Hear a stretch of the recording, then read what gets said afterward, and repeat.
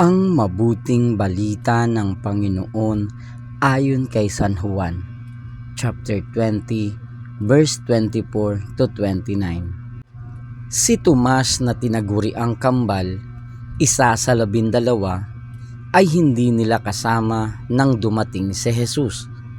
Kaya't sinabi sa kanya ng ibang alagad, "Nakita namin ang Panginoon."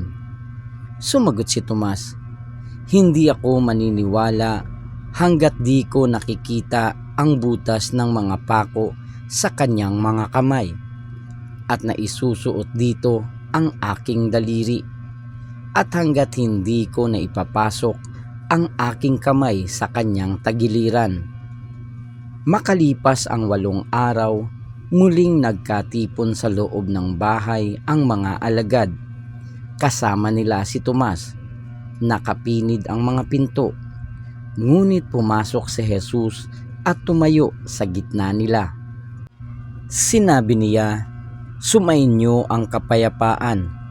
Saka sinabi kay Tomas, "Tingnan mo ang aking mga kamay at ilapit dito ang iyong daliri. Ipasok mo ang iyong kamay sa aking tagiliran. Huwag ka nang mag-alinlangan, maniwala ka na." Sumagot si Tomas, "Panginoon ko at Diyos ko." Sinabi sa kanya ni Jesus, "Naniniwala ka na ba sapagkat nakita mo ako? Mapapalad ang mga naniniwala kahit hindi nila ako nakita." Ang mabuting balita ng Panginoon. Pinupuri ka namin, Panginoong Hesukristo.